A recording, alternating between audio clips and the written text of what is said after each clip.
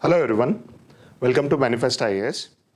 Today we are going to discuss the ethics paper which has come yesterday, that is on 10 January 2020. So it was paper 4 of general studies, and we are going to discuss first the case studies in this video, and then forthcoming video will be discussing the theory questions, those 13 theory questions which had been given into the examination.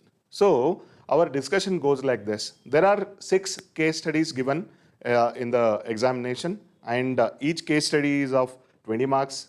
Then the first 2 case studies will be discussed by Ayush sir.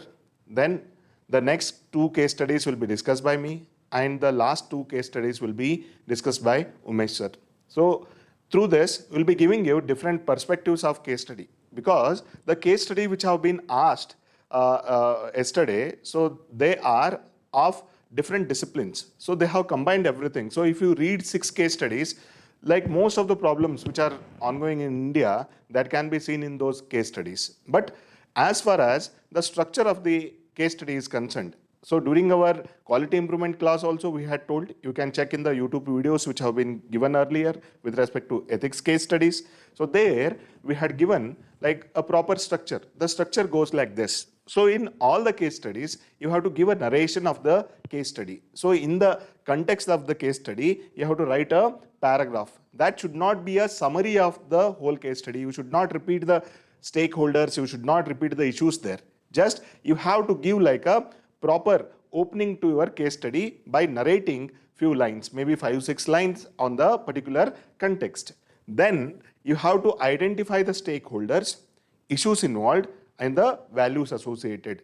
Irrespective of whether they ask or not, you have to write these things, because these are going to set the base for your further analysis. So here, writing the narration of the context, then writing stakeholders, values associated, and the issues involved. So you will get around 2 marks out of these 20 marks. Then if they give you the sub questions on themselves, like these are the options available, verify each option. So like that they may give. Or sometimes they will directly ask you to give the options and verify. Or they will directly give you the question like, what will be your course of action? How do you respond? So like this, there can be like one question or many sub questions of that main question. So there, in all the cases, you have to create at least 3 to 4 subheadings in the answer. 3 to 4 subheadings, maybe the subheadings which they are referring to, or the subheadings on our own. So like this, it will help the evaluator to give marks clinically. So this is our practice, and this is what we tell to the students. Kindly follow this thing. So initial things, 4 things, then breaking the question into subparts, then addressing them. And here, while you are addressing, it is better to write in the narration form rather than writing merits and demerits. Merits and demerits is age-old thing that is not fetching any more marks now, and the fashion in which the people used to write earlier, they used to get the marks, but that has become very redundant these days, and the people or the evaluators are not liking that method. And for every option of yours or for every decision of yours in the case study, you have to come up with some philosophical base why you are taking that particular step. So like this, our discussion will go on. So I'll invite Mr. Ayush sir for discussing the first 2 case studies. I'll hand over the mic to him, and for the next 2 case studies, I'll come back.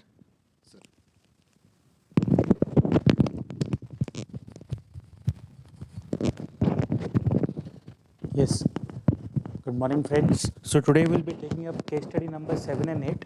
So in question number 7, first of all, what is the case study about? The case study about Rajesh Kumar, who is a senior civil servant, and he is in charge of the budget division, and he is having some funds. He's having some funds at his disposal through the National Housing Scheme, and this National Housing Scheme was allocated funds in the beginning, and only a less amount of 775 crore out of 8300 crore has been dispersed till now.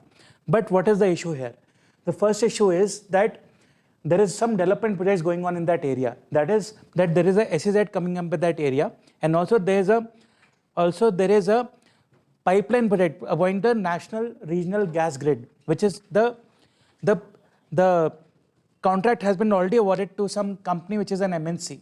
So the issue is that the government is proposing to divert all the funds from the National Housing Scheme to these projects. So what are the issues involved in this? So let's look at the question. First question is that what are the ethical issues involved in reappropriation of these funds? So first question talks about what are the ethical issues regarding should we divert funds? So maybe can we classify this into it's a question of welfare. It's a question of welfare versus growth.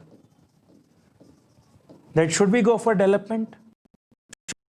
That is ethical concern between welfare and development. That is the first question. And second is what are the proper analysis for utilization of public funds and what are the options available with the senior civil servant? So let's discuss this answer. Now, first of all, as Mrityunjay sir introduced, first of all, we have to talk about the stakeholders. So who are the stakeholders in this case study? First is the people who are benefiting from the National Housing Scheme. Second is senior politicians, as we have seen in that case study that there's election approaching and there is political pressure to focus more on the National Housing Scheme. Then next is the PSU having land bank for the SEZ, and also it is about that MNC which is due for payment, and also it is about energy security or future of gas-based economy in India. So when we come to the discussion, first of all, the first question says, what are the ethical issues involved by diverting funds from welfare programs to growth programs? So first of all, we have to focus on what are the ethical issues for welfare. Now we have to understand that when we look at development, we have to look at development versus growth in the ethical form. So in that case, what happens? It questions and debates concerning what is the role of society and what is the role of individual. So ultimately, all society is for benefit of individuals. However, the distribution between these individuals, say who gets how much share in that dividend is a concern, and that's why welfare concerns whom? The bottom of the pyramid. In other words, we can say that there are development, but development does not usually trickle down to the poor, and that's why welfare schemes are very important. Now, what are the issues here? So the first issue is equity. Equity is about the development of bottom of the pyramid. Then the issue is about security. Security here means what? The energy security of the country, because it's a gas project. It's also about economic security. Then it's also about personal relationships between the politician, the civil servant, and the public.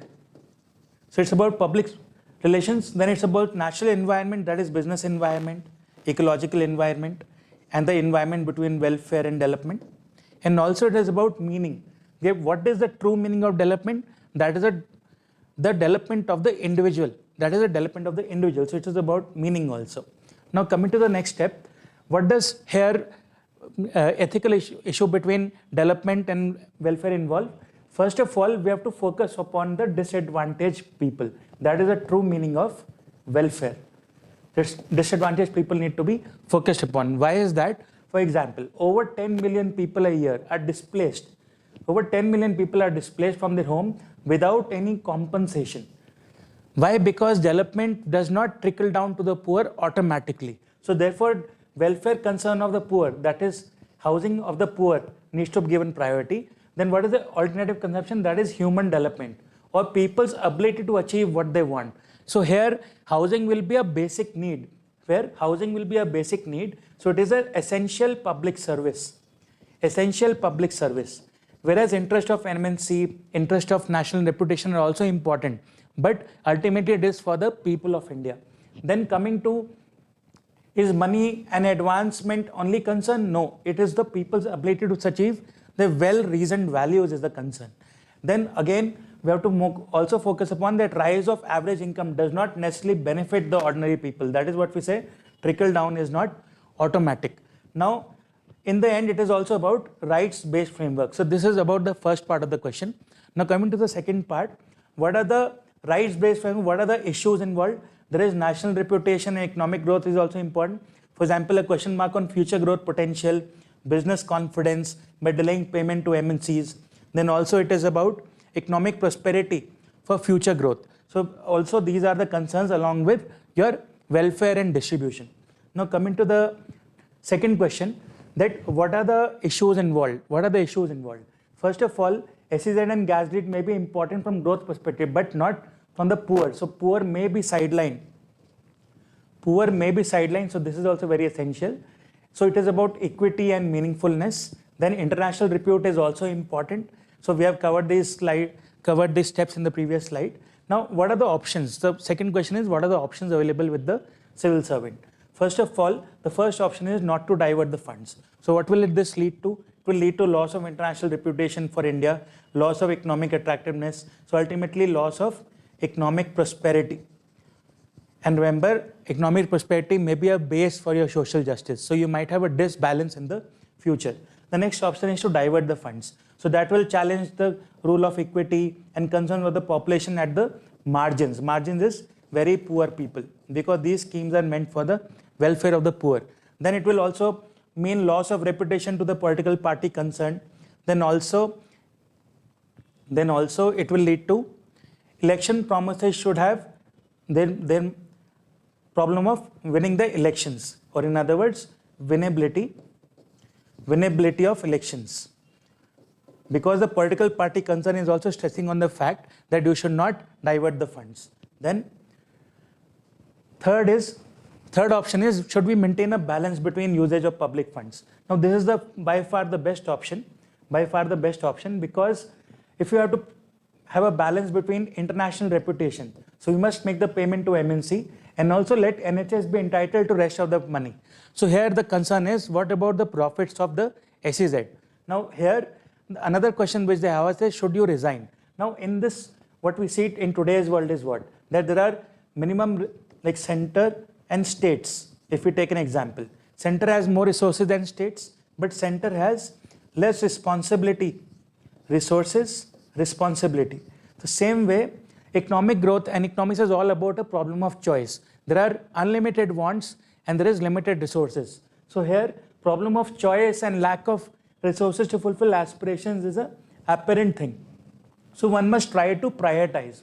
How to prioritize? What is important, what is paramount? That is welfare of the people, One can go back to Gandhi's talisman as well, where you have to take the step which benefits the common man. That is the duty of government. Now, in case of balancing people's interest, what do? It is important to protect India's national reputation as well. So therefore, we might prioritize funds for making payment to MNC and also diverting funds to your housing. We should not divert funds. So therefore, losses to SEZs may be overlooked in broader interest of citizen welfare. So somewhere we are balancing out the situation. We're not diverting all the funds. We are suggesting that you fulfill the obligations of the contract and also you fulfill the aspiration of the people by continuing the national housing scheme. Now coming to the next case study. Next case study is about the chairman of Bharat Missiles Limited, or BML, and also about developing capability in defense systems, and also it talks about exports of arms and ammunition. So should India export arms and ammunition? Should India be a responsible country, or should we look for profits? So what does the question involve? The question involves that as an arms exporter, are you a responsible nation like India? What are the ethical issues involved? Then second, it says simply to list ethical factors that would influence the decision to sell arms to foreign governments. Now let's look at these two questions in a combined way, because there is not much of a difference between the first and second one. Now in the first question, what are the ethical issues? First is your security interest, that is access to the security issues, for example, ensuring Indian hard power, and also it is about containing terrorism jointly with other nations. It is about maritime security. It has various aspects which ensure safety in the region. Then it is also about economic interest, that is profit motive of PSUs or defense companies in India, which will be very helpful in a tight budgetary environment or in the light of FRBM or fiscal responsibility. Then third is a political interest, because we'll be choosing who this technology is for. So there might be some issue of bias in this. For example, do we export to this country or not? Is this country friendly or not? So there might be some bias in this as well, right? And then fourth is about norm. for example, in 1950s, India's main focus was on disarmament. But now we are talking about export of weapons. So is India diverting from its long path of peace and prosperity? So it is about the normative culture of India. Should we be seen as an exporter of hard power, or should we be seen as an exporter of peace and prosperity and move towards disarmament? So these are some ethical issues, or these are the considerations. Then we move on to the next part. What are ethical issues involved in this? First of all, we'll talk in support and we'll talk in against. What are the ethical issues for and ethical issues against the arms export? First is, does it enhance the ability of allies and partners to defend themselves against aggression? So, for example, let's take the example of Bangladesh. So if we export some items to Bangladesh, so does it enhance capability of Bangladesh to fight terrorism from Myanmar or to fight aggression from China? Then it talks about promoting regional stability, peaceful conflict resolution and arms control. See, this is important, for example, when we talk about exporting goods to Vietnam. So it is about international maritime patrolling, creating dominance against China. Then it also about cooperative counter-terrorism. For example, Afghanistan and fight against the Taliban. Then about transnational organized crime, supporting democratic governance, and also favorable international environment. Favorable international environment is very important because there are diaspora issues. There are a lot of diaspora from India, and it also favors our membership to United Nations Security Council. Then what are the points against this? Points against this are in opposition to arms exports. First is, it may lead to proliferation of weapons. So we have to be very mindful that whom are we exporting these items to. For example, proliferation is a very dangerous thing. For example, we have seen nuclear weapons to Pakistan went to South Korea, or there were many issues of proliferation. Second is also about arms transfer should not contribute to human rights violations, because that will go against the Indian ethos of democracy, peace and prosperity. So we have to make sure that the countries use the arms responsibly. Third, it should be in tune with international regulations, like, we have NPT, CBDT, or, it should not lead to global disharmony. Then what are the things we need to consider? First of all, the countries which are getting these weapons should be able to demonstrate that they have support of the population. That means they should be democratic countries. Then it should be also about that they should have complete control over their sovereign territory. That means they should not be having some territorial disputes. So India should not look like that you are changing the balance of power in the world. Then it is also about maximum commitment to welfare of their own citizens, that the weapon should not be used against their own citizens. Then lastly, MOUs and end-use case manual should be clearly in place, that you can use our weapons for these things and not for these things, because otherwise there will be reputational problems for India as well. Then in other words, democratic principles is the main thing. Then lastly, I would say, what is the broader agenda for peace here? That first of all, the state's foreign policy or defense policy should not be used against our friendly allies or against our allies also. And next, they should have legitimate need for the arms. See, that's why we talk about disarmament, peace and prosperity. Why? Because we should not be seen as a person who's creating the arms race. We should not be seen as a person who's creating this arms race for future generations. So here we have to answer in a meaningful way. So first question is about ethical issues. Second question is about listing 5 factors. Then,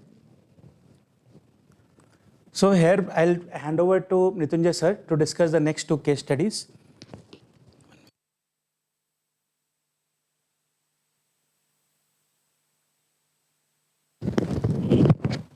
Thank you, sir. So the next case study is number 9. So here, this case study is of a district. The district is Rampura, a remote district.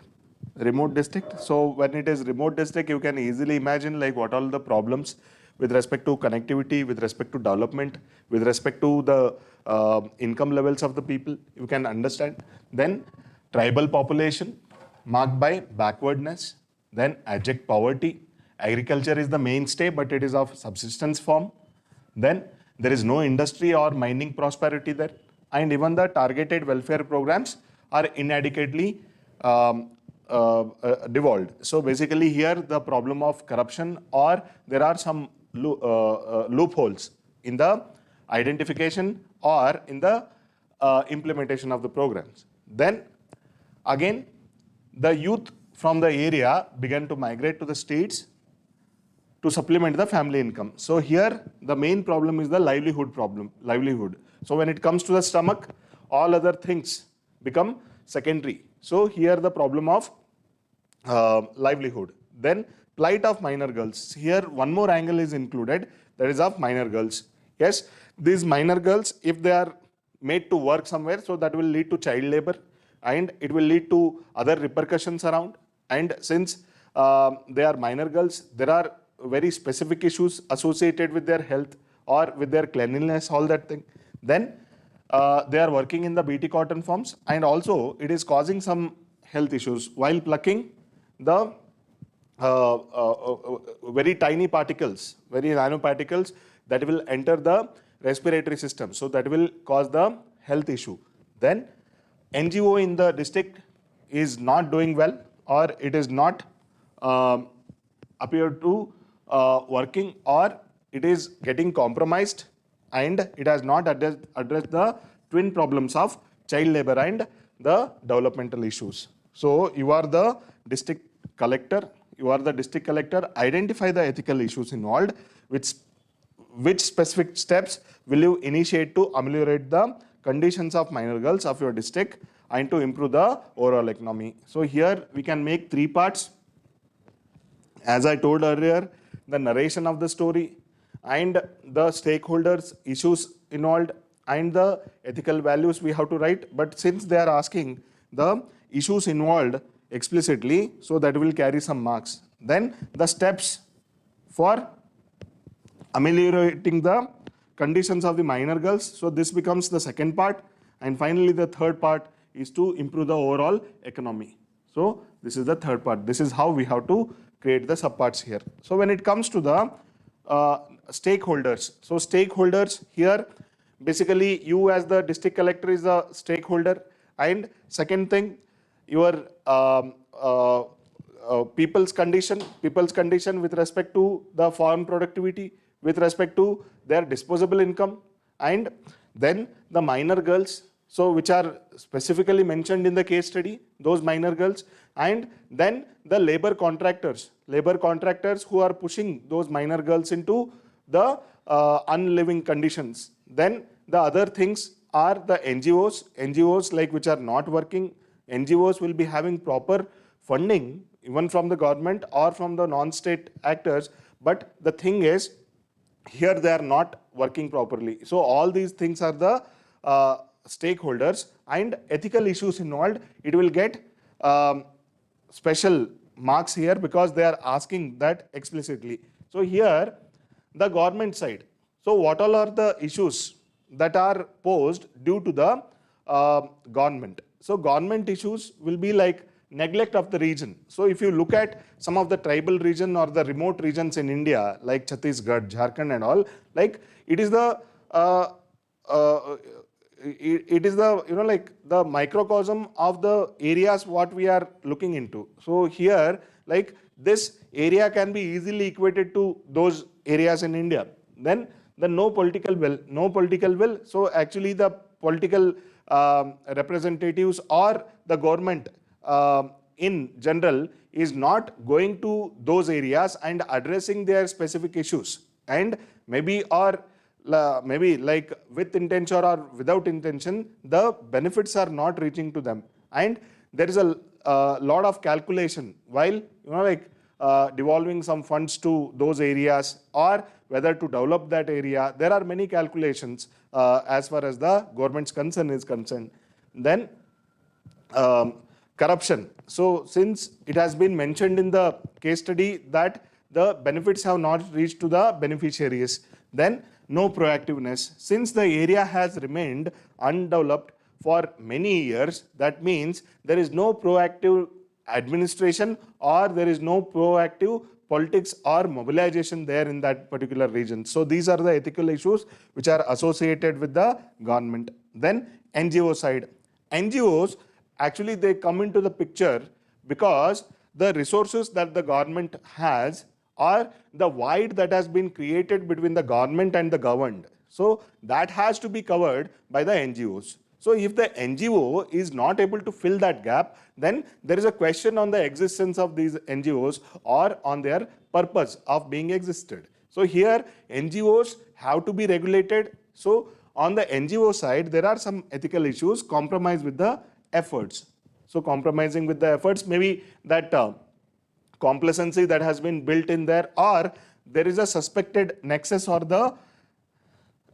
they might be playing some hands in gloves with the vested interest in the region. That might be the case. Then when it comes to the youth and minor girls, so youth and minor girls are getting migrated to other prosperous region for their livelihoods. So when it comes to the livelihood option, people will not think about their rights or they will not assert their rights. So they are first worried about their basic needs. So even in the Maslow's theory, it has been very prominent that firstly the biological needs, so especially the hunger, so that has to be addressed. So that is why people are not minding to do anything for addressing their hunger. That is why they are migrating. They are not worried about the laws, whether there is a child labor norm or there is a trafficking norm or there is low wages norm. Like, they are not worried.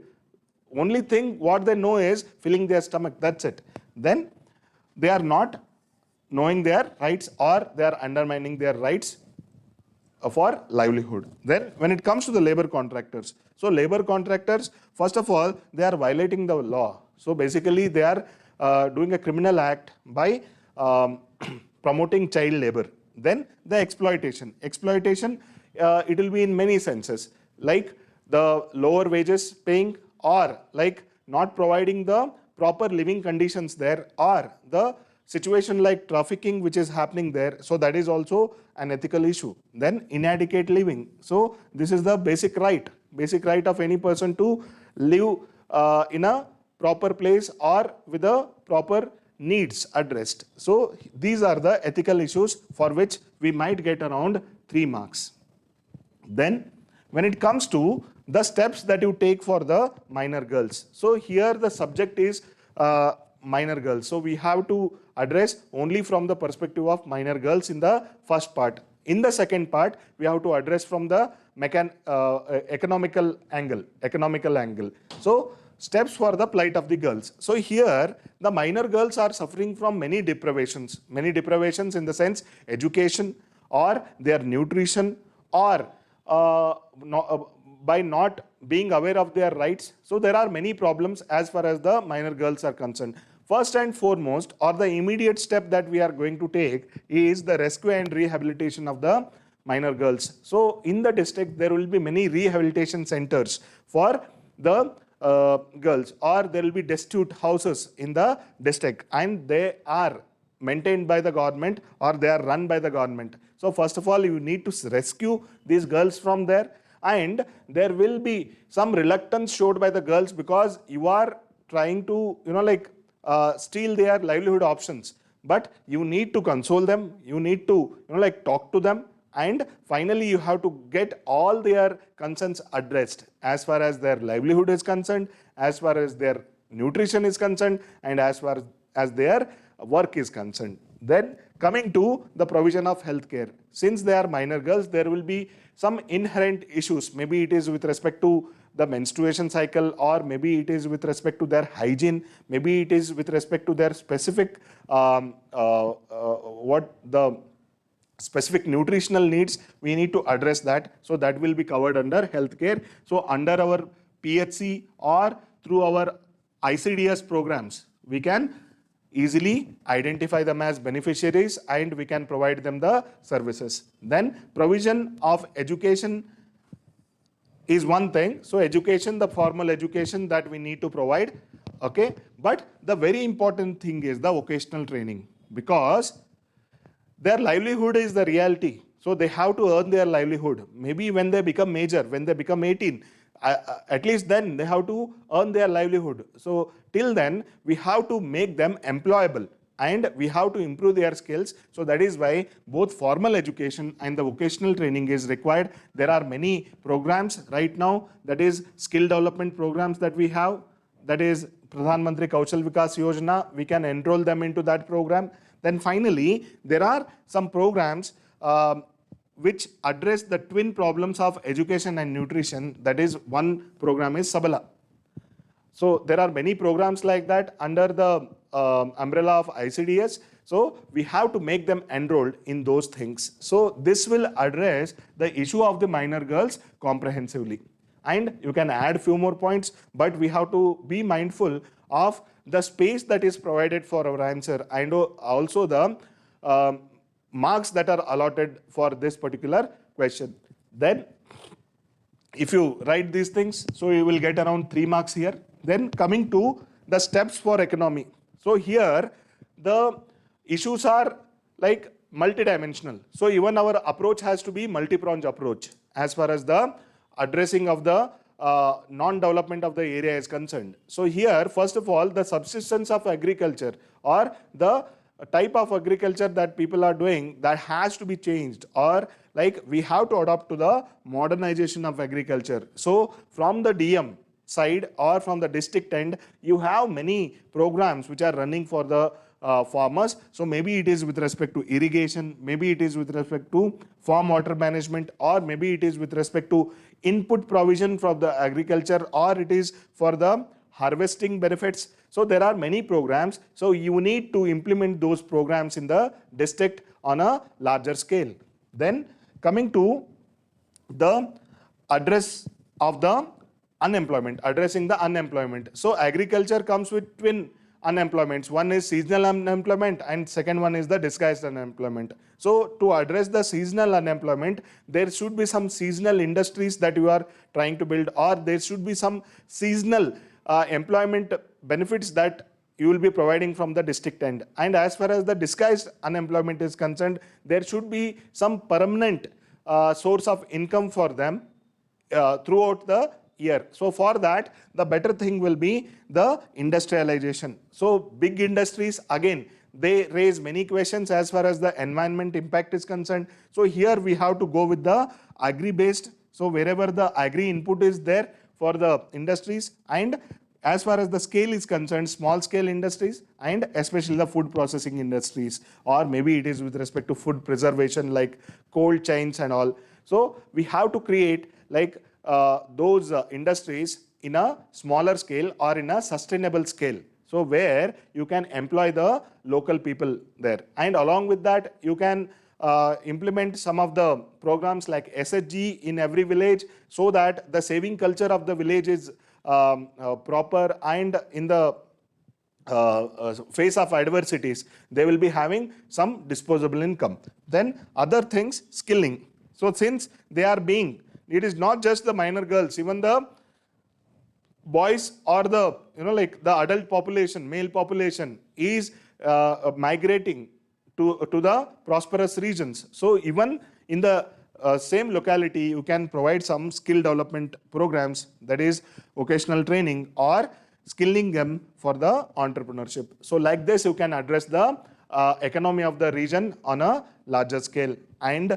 the other things which will go unnoticed here, the regulation of NGO. So you need to talk about regulation of NGO, because as I told, NGOs are supposed to fill the void between the government and the governed.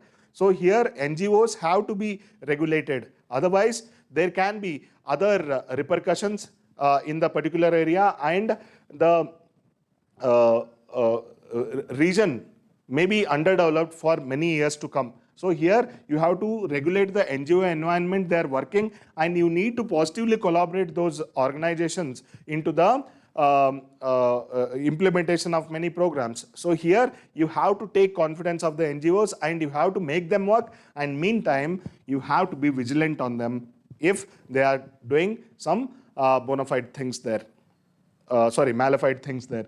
Then as far as the political will is concerned, because it is one of the main reasons for the region to be backward. So here you need to make a report on the whole issue, and it is not just the firefighting that you are doing at the end of the day. Here the long-term results you need to yield as far as this region is concerned. So to address the situation, you have to make a proper report, and you have to send it to the concerned departments, and also you have to send it to the immediate superior of yours, so that the problems will be looked multidimensionally. Then as far as the fund devolution is concerned, you have to request the different departments, and you have to request the representatives like MPs and MLAs to devolve more funds to the region. Then as it comes to the identification of the district, so you can make that district as a special status, or you can request the government to identify the district as one of the most backward,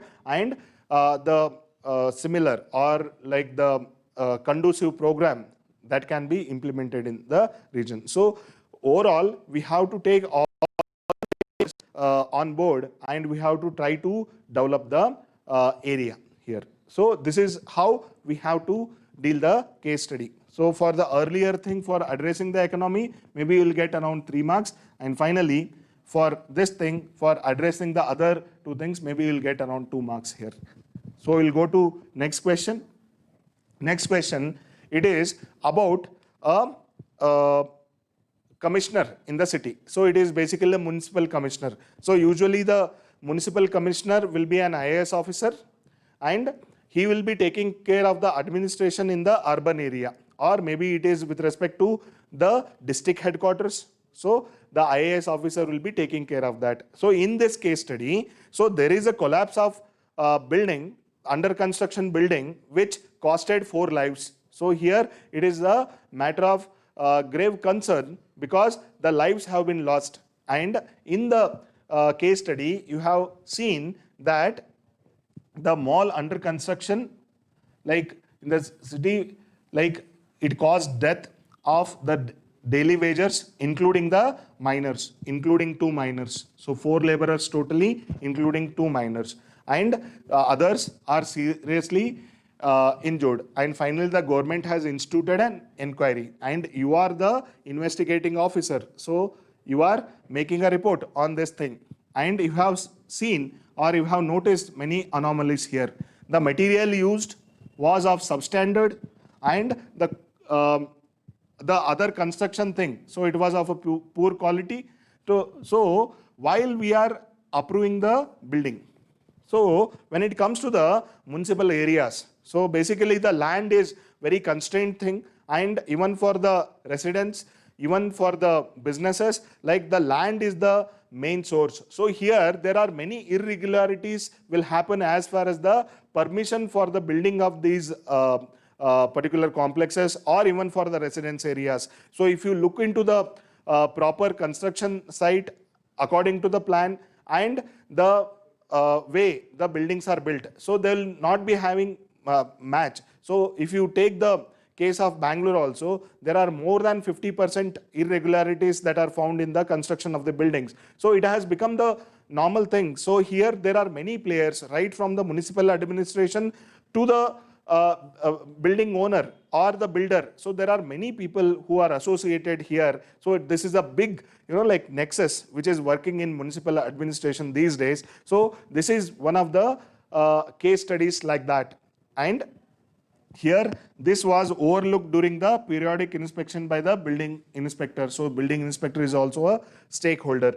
And in your inquiry, you notice that the construction of the mall was given the green signal despite encroaching into the area earmarked for green belt. Yeah, green belt. So there are some restrictions in the green belt. There should not be any kind of building constructions or any kind of like infrastructure building. So like that. So here it is not just about the irregularities. It is also about encroachment. It is also about encroachment. So here there are many issues associated. But as far as our decision making is concerned, there are few things, or there are few stakes which are associated here. One thing, the predecessor of yours, predecessor was your friend or a senior IAS officer. So there you exchange very good relation with that person.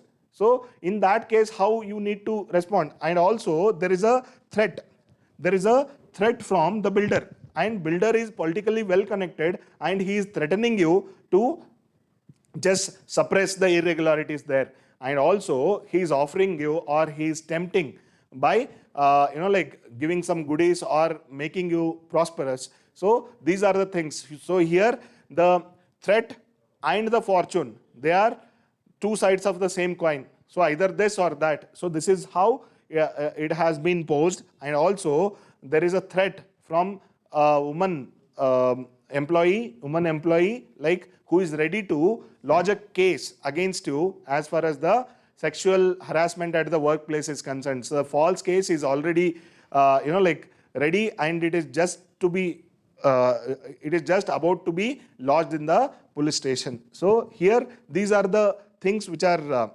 given here. First of all, we have to identify the ethical issues. So the ethical issues, this will get few marks here. So first issue is the nexus between the builders and the officials. So this is the modern day practice that we are seeing, and every day in the newspaper we tend to look into such issues on regular basis. And the benevolence here, benevolence as far as the senior and junior relation is concerned, the predecessor of yours was your seniors and a good friend. So if you book the builder, even the official will get booked. So how do you handle this situation is a more tricky one. Then threatening. So the builder is trying to threaten you through the case. Then also he is trying to tempt you by providing some material benefit. So here at the same time you are facing both, one is threat and other thing is the temptation. So these are the ethical issues that are associated in this case. Then what are the options available to you? So when the options are not given, it is better to make three options. The first option has to be very much rejectable. There is no merit in that option at all. And second thing has to be 50-50. Like depending upon your cognitive ability, you have to either select it or reject it. The final one has to be the most acceptable one. So by writing 3, like it is the optimum number, you will save your time, and even as far as the space provided in the paper, you can fill it very optimizingly. That is why you have to select 3 options. So my first option here would be to favoring the builder. Since I am going to reject this, so I need to tell the demerits about this. So if you write merits and demerits 1, 2, 3, 1, 2, 3, this is not going to help you. So you have to narrate the demerits or the merits of this particular option in the paragraph format. So here, this is the easiest and safest. So everything good will happen. So even you will not be, you will not be having any stake. But in the further investigation, maybe the judicial trial or media trial, that may expose you to. So that is why it is not correct ethically. So it is the unethical, though it is easiest and safest step, but it is unethical. It may save your friendship with your senior IAS officer, and that might be helpful in the future. But the thing is that becomes unethical, or this benevolent usage of the case, so that is not correct.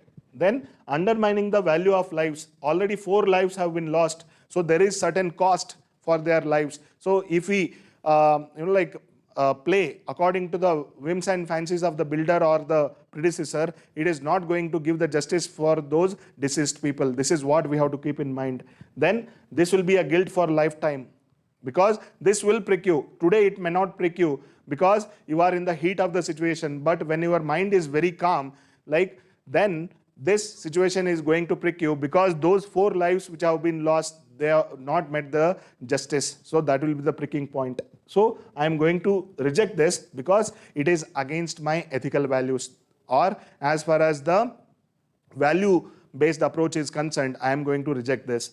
Then the second one, withdrawing from the investigating role, or you are telling that you will not do the inquiry. So here this is pure case of escapism.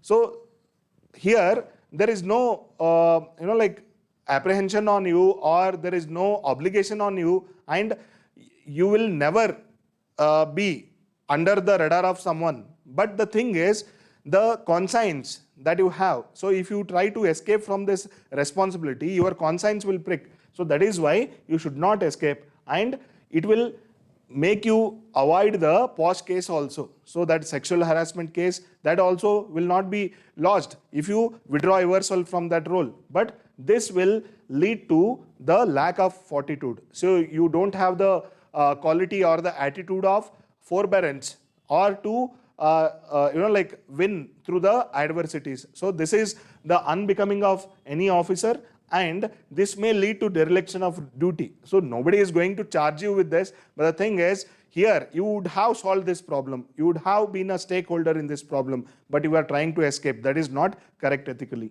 Then heeding to the pressure. So basically you are getting heeded to the pressure of the builder, and indirectly your colleagues are also putting a pressure on you to go slow on this case, and also the friendship that you have with the senior officer, that is pulling you back. So these things should not bother you. Again, you are going to reject this. So here based upon the virtue approach, that virtue is nothing but the fortitude. So on the fortitude basis, you are not going to resort to this step. And final step that you are going to take is the impartial inquiry.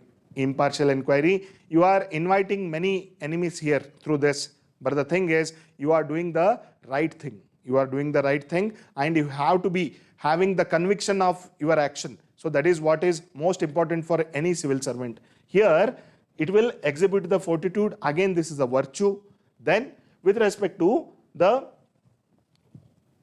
like your priority, is it for the friendship? Is it for the politically connected people? No, it is for the people who have lost their lives. You are like bringing justice to their loss. So basically here you have to think from these ethical angles, and you have to come up with your action.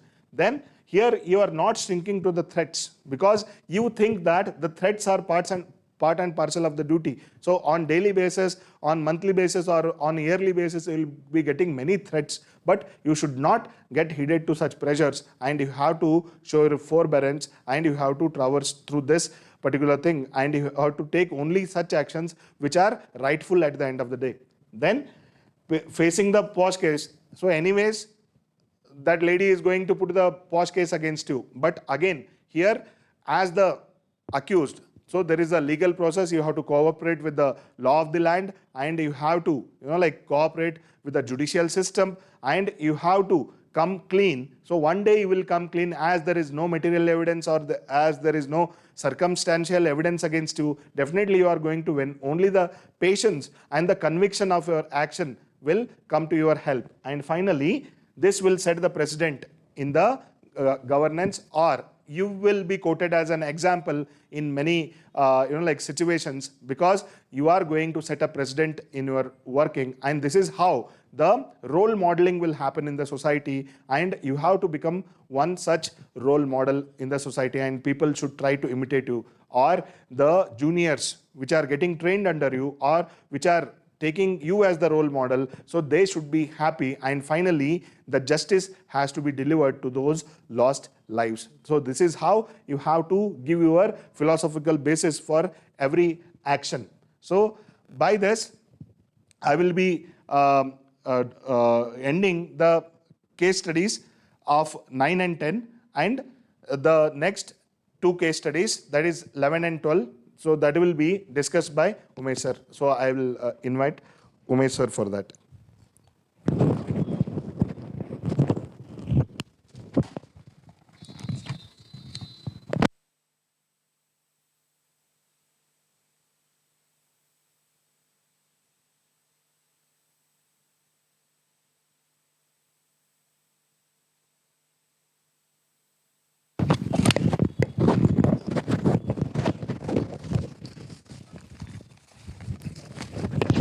Hello everyone. Now I'm going to discuss the last two case studies which have been asked as a part of UPSC CSE ethics paper 2020.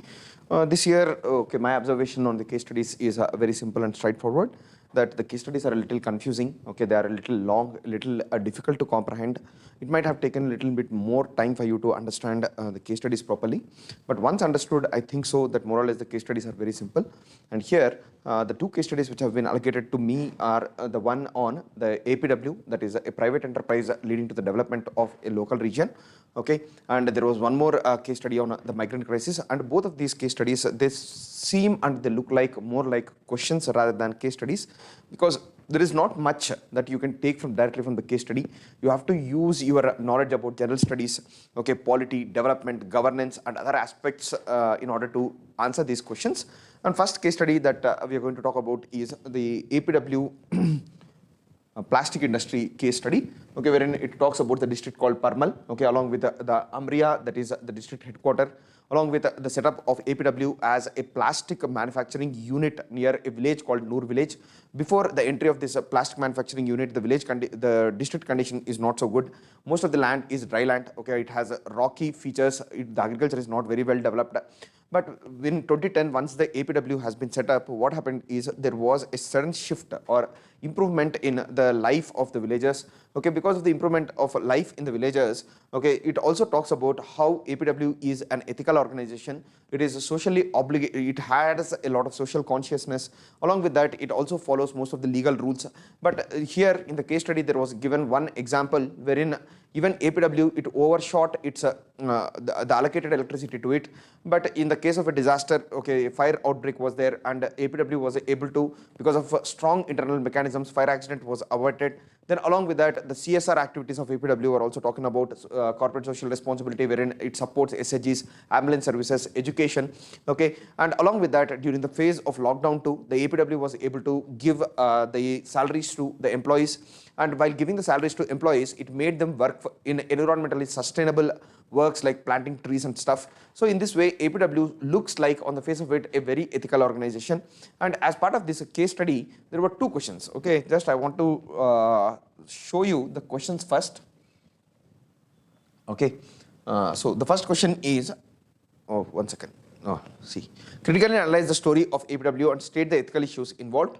And do you consider APW model for development of backward regions? Give reasons. Okay, so these are the two questions. The first question is critically analyze the story of APW and state the ethical issues involved.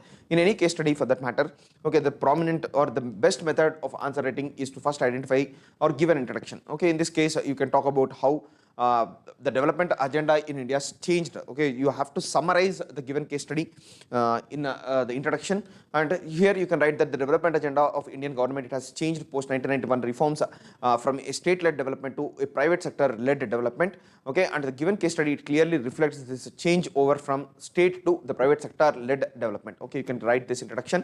Then you have to identify the stakeholders. Okay, the stakeholders involved here are the entrepreneur, that is Anil. Then along with that, the local population of the Amira district. Then along with that, if you see the local politicians, the government which gave incentives for the private sector in order to start the enterprise.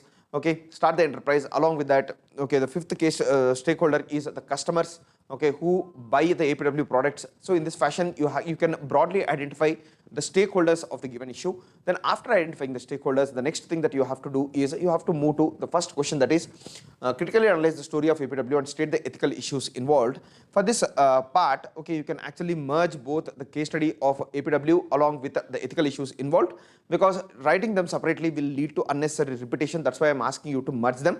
But if you write a proper introduction and the stakeholders, then you'll get 1.5 mark for identifying the stakeholders and writing an introduction. Then after that, we move to the body of the answer, wherein, okay, you first talk about APW. Okay, APW on the face of it, it looks like a ethically, socially, and environmentally conscious organization. Okay, first and foremost, definitely, because ethics, when it comes to paying the salaries during the lockdown. Then when it comes to socially responsive, corporate social responsibility activities, then the third one is environmental sensitivity with respect to making the laborers work in environmental related projects. Okay, all of these things can be seen in the first thing. Then definitely the story of APW is definitely considered to be inspirational, okay, as it shows the philosophy of compassionate capitalism, wherein capitalism tries to, okay, change the, or capitalism tries to bring about positive benefit to the society. So compassionate capitalism also is clearly visible here. Then the concept of rising tide lifts all boats, okay, which is also part of capitalism. It is also clearly seen as APW grows as an organization, automatically the society which is surrounding the industry, it is also getting benefited. So automatically you can write this too. Then the worker morale has been maintained at a very high level because of local sourcing of workers. Okay, workers have been locally sourced, it has been clearly given, because of which reason, okay, the organization will be more sustainable when compared to other organizations because of local population working there and the worker morale being high. Then along with that, if you see, okay, the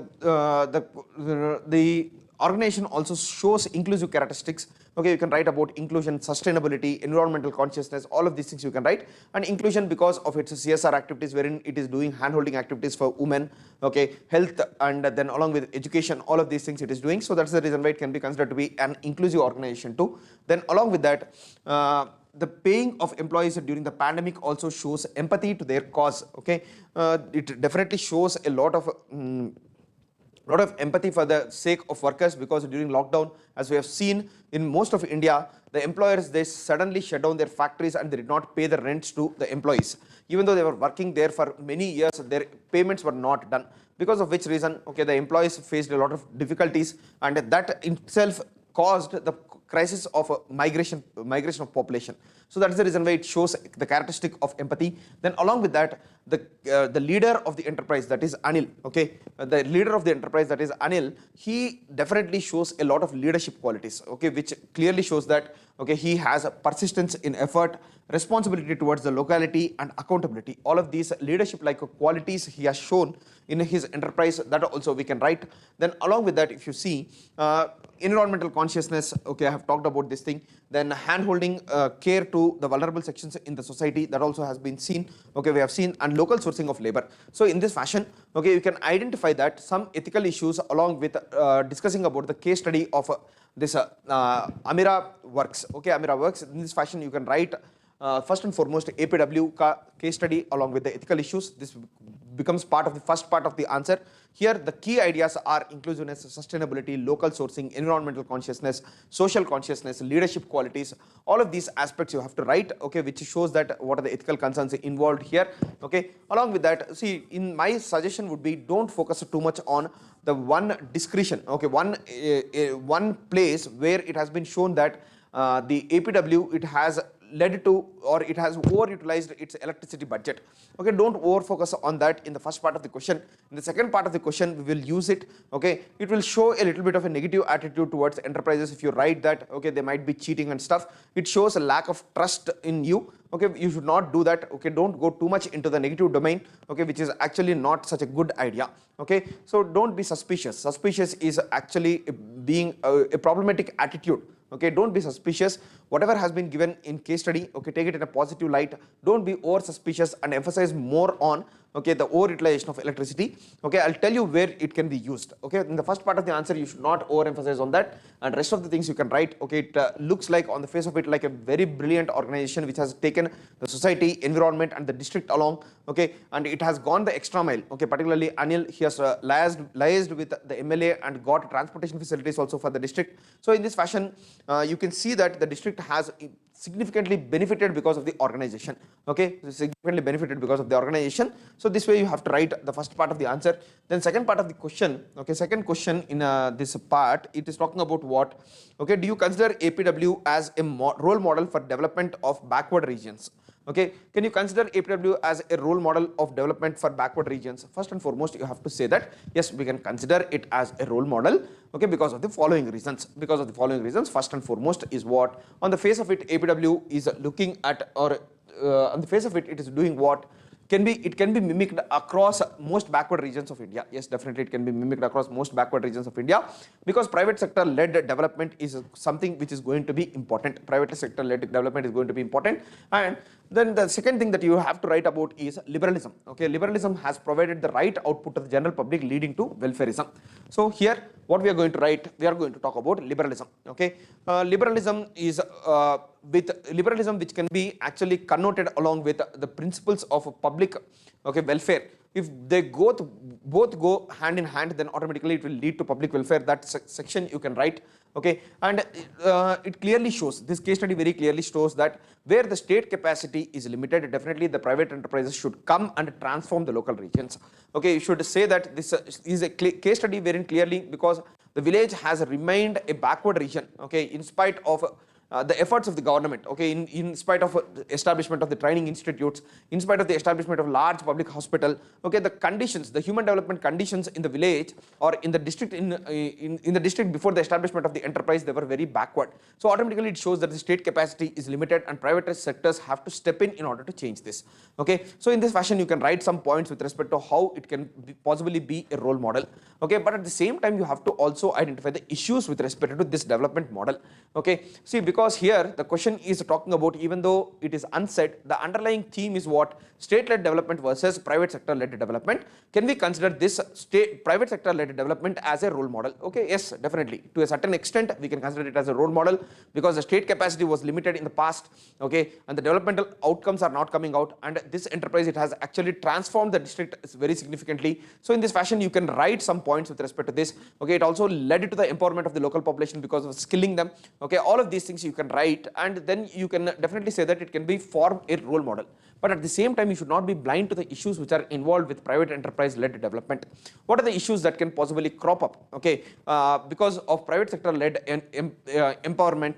See, every backward region might not provide similar environment for private enterprises. Okay, let's suppose in Indian case, you can give examples too. There are places, okay, where there is militancy, okay, militancy like Jammu and Kashmir, or where there is Naxalism like Central Indian Belt. Okay, their private enterprises, they are not supported by the local population on one side, and they are threatened by these extremist elements. So definitely in these backward regions, this model is not possible. So you can give an example here. So every backward region will not fit into this category. Okay, let's suppose there is one hilly terrain, okay, completely in Himalayas or in Northeast India. There, setting up of a plastic industry itself is a major challenge. So that in those places, definitely this model is not going to work, first and foremost. Okay, and in these kind of backward regions, the developmental support should definitely come from the government. The private enterprises cannot play a major role in these kind of backward regions wherein they have geographical challenges, issues with respect to militancy, and these kind of issues are there, let's suppose, then these places are not suitable for this model of development. Then the next one is, see here in this case study too, okay, we see that there has been overshot usage of electricity. It is a one minor issue, okay, one minor issue which has been identified in the functioning of APW.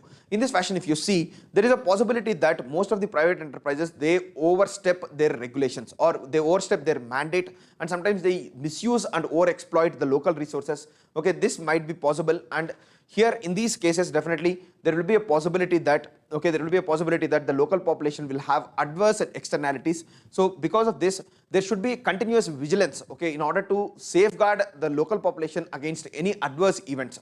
Okay, definitely that can be taken up. Then along with that, if you see what are the other issues, okay, first and foremost, if you question the grain of the case study, okay, what did Anil start there? He started a plastic works industry, and plastic, is it a sustainable and environmentally friendly good? No, definitely not. So we can say that even in the production of plastic too, there might be some negative environmental externalities, okay, because plastic is non-biodegradable, okay, the product itself is not environmentally sustainable. So definitely this same case study cannot be mimicked across India, because plastic production, if it becomes excess, then automatically it will lead to long-term negative externalities for the district. Okay, so that way you can write one more point, and that's the reason why there is a need for continuous vigilance in order to offset these negative externalities which can possibly come from the industry. Then along with that, okay, even though the enterprises are socially conscious, okay, the enterprise is socially very conscious, yes, definitely it has sourced most of its labor from the local region, but at the same time it will not be able to, okay, resolve some of the deep-seated social problems of India with respect to, okay, the caste discrimination, gender discrimination, okay, then along with that, if you see, okay, then there might be many other problems with respect like disability. Okay, in these sections, definitely the private enterprises, they cannot take up any affirmative action. They cannot take up any affirmative action. So that is the reason why, in order to reach out to these most vulnerable, okay, sections of the society, there is a need for affirmative action by the state. Okay, this point you have to write. Then along with that, if you see, every enterprise will not have similar ethos like that of APW. Okay, here because of the character of Anil, okay, because of many other factors, this enterprise is socially, environmentally, and ethically conscious organization. But every enterprise will not be of the same fashion. Okay, we have seen many case studies wherein the enterprises try to over-exploit the local region. They don't pay the salaries of the workers regularly. Okay, so in this fashion there are many unethical enterprises too. So we cannot directly delegate the function of the government to the private enterprises. So in this fashion you have to write the issues involved in private sector led development, why it cannot be a role model, why it can be a role model, both the aspects you can write. And finally in conclusion, okay, you have to give the standard conclusion wherein we can talk about the mixed economic model. Okay, yes or no? That's what we have adopted. Our ethos are also more towards the mixed economic model, wherein a welfare state, okay, welfare state which is grounded in rights based approach, okay, should go hand in hand with private sector led development. Only then the real progress for India can occur. Okay, real progress for India can occur. And here too, that way you have to write, okay, that way you have to write the conclusion with respect to the mixed economic model. And one more thing that you can write with the issues involved is, okay, the tax concession which APW has got, okay, because they have been exempted from taxation for 10 years. Okay, that also you can write, and the issues involved, okay, issues involved there, you can write these things too. And finally in conclusion, the mixed economic model wherein the state's arm should function in order to lift the most vulnerable. Along with that, the private enterprises should also be promoted in order to do their own work. That way if you can conclude, then it would be a very, very good answer. So here in this case study, what we have seen the case study of APW along with the ethical issues that are involved, whether it can be mimicked as a role model across India, okay, how it can be mimicked on one side and why it cannot be mimicked, the issues involved on the other side, and finally a very good conclusion. This way if you write, you can definitely get 12 marks out of 20 for this case study. And the next case study I'm going to talk about is with respect to the migrant labor crisis. All of us are, okay, we have primary exposure to this migrant labor crisis during the corona-led lockdown in last year, okay, and in this migrant labor crisis, okay, wherein the migrant labor which forms, okay, the unsaid majority of India and the silent workers of India, all of them are migrant laborers. Okay, that is what the case study also says. All of them are migrant laborers, and their contribution in the economy is very, very important, but it is not identified and it is not appreciated. That is the reason why once the COVID-induced lockdown occurred, okay, most of the migrant laborers, they were easily fired from the work that they were doing. Either they can be domestic workers, okay, or they can be working in small scale industries, okay, or they can be working as Safai Karmacharis, whatever the work might be. They were immediately fired as part of COVID lockdown, which made them migrate to their hometowns, traveling nearly thousands of kilometers on foot, on cycle, okay, by various means they traveled. Okay, because of the unplanned lockdown, the transportation system was also suspended, but at the same time at their hometowns, their families were waiting for them. Okay, and we have seen many deaths. Okay, the forced migration induced deaths were also there registered in India. So all of these factors we can talk about. And in introduction, okay, that is what the case study is based upon. And you are the district disaster relief manager, okay, or you are overseeing the district disaster relief measures. Then along with that, okay, what are the ethical issues involved? The questions ask about the ethical issues involved in migrant labor crisis. Then the second one it talks about is what? Okay, do you consider, one second, I'll just show the question. I'll just see the questions. Okay, and it talks about what do you understand by an ethical caregiving state as the second part of the question. Then what assistance can the civil society render to mitigate the suffering of migrants in similar situations? So ethical issues. Second one is ethical caregiving state, and the third question, it talks about what assistance can the civil society render, role of civil society, ethical caregiving state, then ethical issues involved. Three questions are there. First, in introduction, you can summarize this with respect to, or you can write the context of the thing, okay, wherein you can talk about the important role played by urban migrant labor, okay, who are forced to migrate because of absence of livelihood in rural areas, okay, absence of livelihood in rural areas, and they were forced to out migrate, okay, on foot because of the COVID-induced lockdown. Okay, that way you can introduce the case study. Then after that, you have to write the stakeholders. And in identifying the stakeholders, I suggest you to be more conscious because there are many hidden stakeholders also present in the migrant crisis. So who are the stakeholders? First is the labor, the second one is the migrant labor, first one. The second one is the migrant laborers, families who are waiting for them in their hometown. Then the third one is the state government. The fourth one is civil society organization. The fifth one is philanthropists. Okay, and the sixth one, let's suppose, take the case of that population which is living in the districts through which the migrants are passing through. Okay, that is the sixth unsaid stakeholder. Then the seventh one is there can be some religious organizations which also need to work upon this migrant crisis. Then media is one more unsaid and silent stakeholder in this given case study. Okay, all of these philanthropists, civil society, media, government, and district disaster relief force, along with employers. Okay, and employers is one important stakeholder. Because of their absence of empathy only, this migrant labor crisis has started. Okay, that's the reason why you have to identify employer as one important stakeholder. So in this way, you can introduce and give a proper stakeholder approach, then you will get 2 marks for this section. Then after that, we have to move to the main questions, that is ethical issues in migrant crisis. What are the ethical issues in migrant crisis? Okay, this is a very, very important part of the question. Okay, so first and foremost, you have to identify the ethical issues. Okay, first and foremost, what was lacking? Confidence in the state system. Okay, and community participation is the first casualty which led to the migrant outflow. Okay, the people lack trust in the government, okay, and private enterprises, and at the same time community participation in order to help them. That's the reason why, okay, they were afraid that they will not be able to sustain themselves in the given situation in urban areas. So automatically they were forced to out migrate in spite of, okay, in spite of the tough circumstances that they are going to face in the path of migration. Okay, they traveled nearly thousands of kilometers on foot.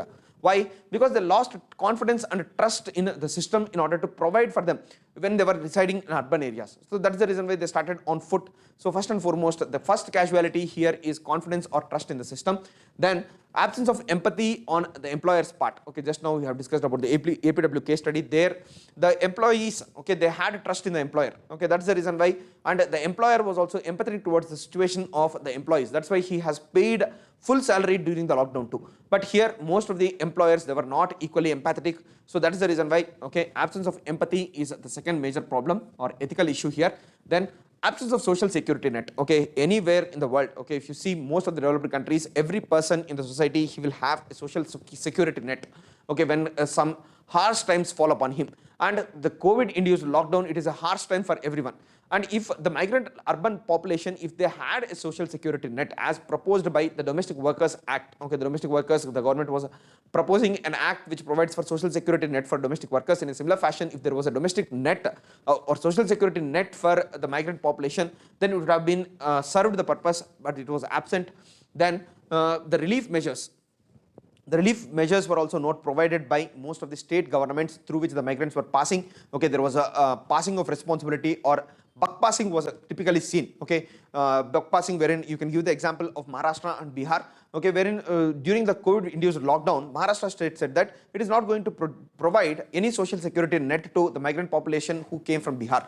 And at the same time, Bihar was also passing the buck to Maharashtra, saying that because the workers are working in Maharashtra, they should provide the support to this migrant labor. So in this fashion, there was buck passing or passing of responsibility from one to another. Then the next important problem is, okay, the source or the origin of the problem is what? Origin of the problem is absence of proper livelihood in the areas where this migrant population originate from. If they had a proper livelihood, okay, they would have stayed back in their own region rather than migrating to these urban areas in a challenging circumstances, because of which they got locked up during the COVID-19 crisis. So first and foremost, absence of livelihood, which is leading to as push factor for the migrant population, is also one more important thing. Then absence of support structures in the areas where they came in. Okay, because wherever they were originating from, there the community structures might help them. Okay, their relatives might be there, their family might be there in order to support them. Okay, or the local leaders also will support them. But here in this situation, there was complete absence of social structures which can support them. So that is one more ethical crisis which has come. And the next one is the unplanned lockdown.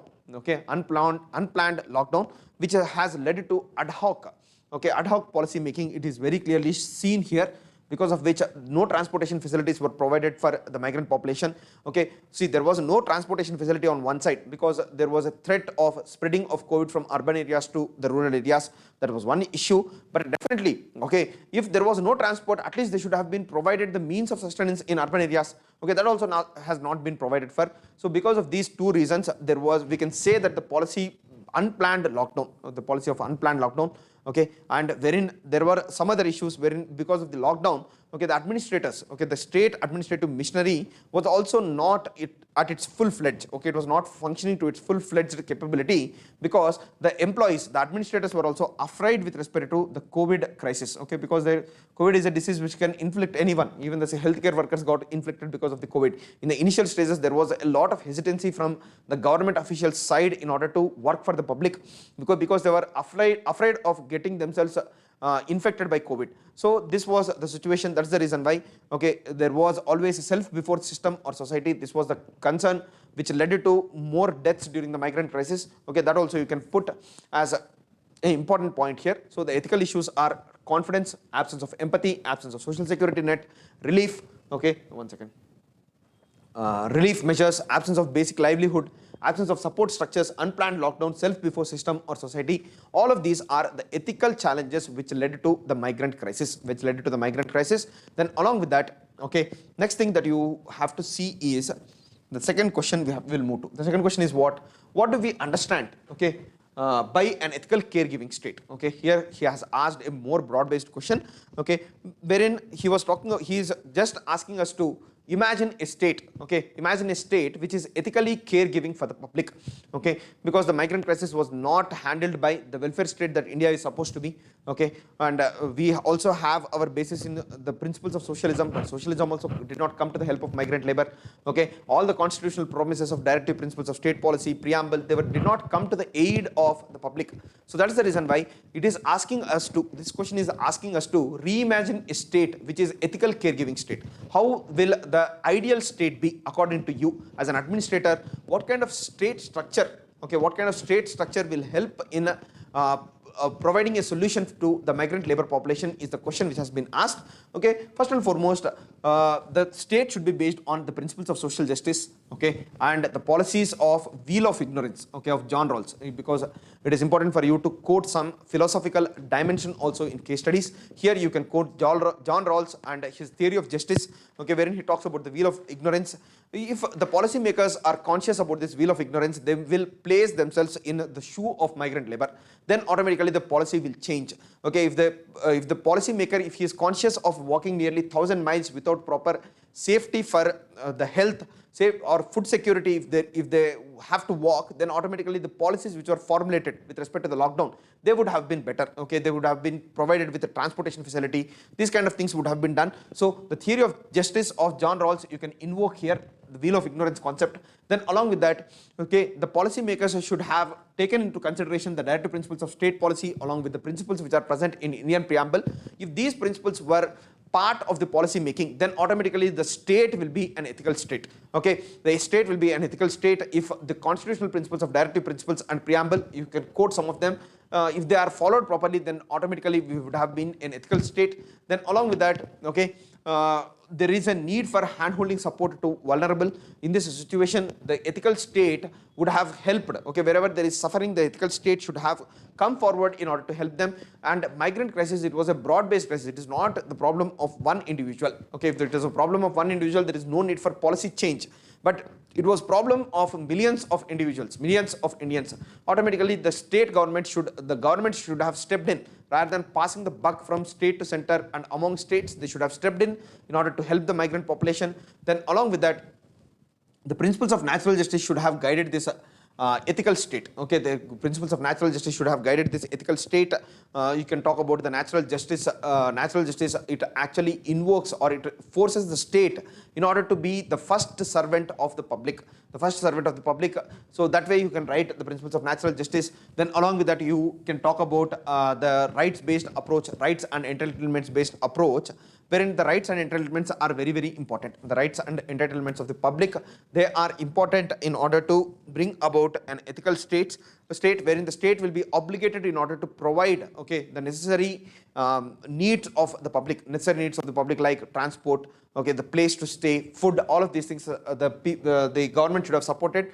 Then along with that, the principles of human development should also have guided these things and these policies which are taken up by the government, and the principles of socialism can also be invoked in order to help the poor public who are migrating from one place to another. So in this fashion, the ethical caregiving state, first and foremost, it has to have its foot very firmly placed in the principles of natural justice, social justice, wheel of ignorance, socialism, directive principles, and preamble of the constitution. Then along with these things with respect to the ethical caregiving state, okay, ethical caregiving state should have done all these things. Then along with this, okay, even the administrators, you can write about the administrators in the ethical caregiving state. The administrators also should be ethical. Okay, they should place the society over self. Okay, society over self. Then the administrators should be empathetic towards the situation of the migrant labor. Okay, within their districts they should arrange transportation for them. Then along with that, if you see, they should be provided with proper lodging facilities, food and other things with the help and aid of the civil society. These things should have been done. This ethical caregiving state, administrators should have been of this fashion. So in the first part, you will write about the philosophical dimension, okay, the philosophical backing for ethical caregiving state, and the second part, the administrative or the administrator's function in ethical caregiving state, you should have written. Okay, that way it would have been a better answer for the second part. And the third part of the question is what role civil society organizations have to play in this kind of society, in this kind of crisis. Okay, so the role of civil society organizations. So first and foremost, civil society forms an important organ in democratic governance. That aspect you have to write. And then if you segregate among the various civil society organizations and their roles, it would be a good answer. So of these civil society organizations, the first and foremost thing that can come into mind is NGOs, okay, or voluntary organizations. First and foremost, they should have raised some charitable funds, okay, some funds for the sake of migrant labor, and with these funds, they should have provided them with boarding and lodging, along with food and arranging transportation and ensuring sanitation facilities, along with mask distribution and testing facilities. All of these things could have been taken up by the NGOs, because we have clearly seen, okay, the images, okay, where human rights have been violated during the migrant crisis, wherein the people were forced to sit, okay, on the road, and then they were sanitized en masse, okay, en masse by the government agencies. These kind of things should be avoided. So automatically you could have written, okay, the NGO's role is this. Then religious organization, they also can raise financial resources. They could provide accommodation and food relief for the general public with respect to, okay, we have seen that many langars were set up by the religious organizations too. So these things you can write. Then along with that, in civil society you have media too. So the media should have advocated the voice of migrant labor. Okay, it should have talked about their problems and challenges, and it could have built a pressure on the government in order to have a more favorable policy towards the migrant labor. Okay, then they could have taken information education campaign. Okay, and this information education campaign, it could have educated the migrant labor that it is very difficult for them to migrate on foot for nearly thousands of kilometers. It can threaten their life and livelihood. All of these things they could have properly communicated. Then along with that, it could have taken up many confidence building measures for the migrant population to stay back in urban areas, as pointed out just now.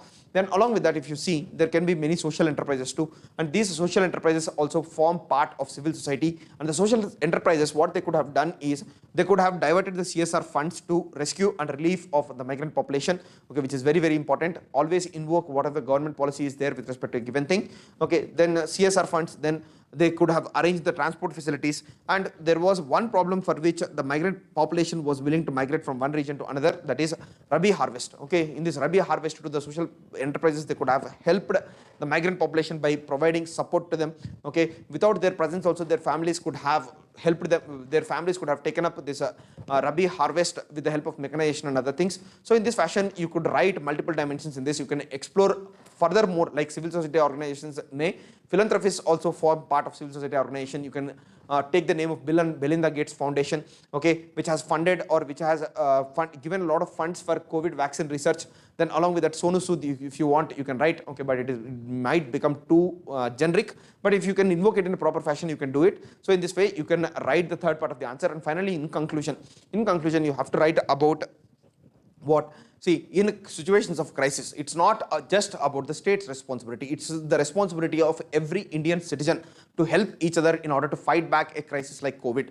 Okay, so in this, everyone should step forward and work for the betterment of the migrant labor. Okay, and at the same time, long-term policy making, okay, with respect to better working condition for migrant labor in situations like COVID should be formulated, and it should be invoked, it should be implemented in all the states. Okay, this way you can conclude, so that the the examiner will feel that, okay, out of the crisis you are trying to bring in policy changes. Okay, that way if you conclude, it will be a good answer. Here also you will get 12 marks if you write all the sections properly, 4 marks each. Okay, or sorry, 3 marks each. You will get good introduction, stakeholders, ethical issues involved, and conclusion. If you write them properly, you will get 2 more marks. Okay, 2 or 3 more marks. Finally, you will get 12 out of 20. Okay, that's it. It finishes the discussion. Thank you for your time. This finishes the discussion on the case studies too. Hope we have educated you properly with respect to how to approach case studies. Okay, that's it. Thank you for the day.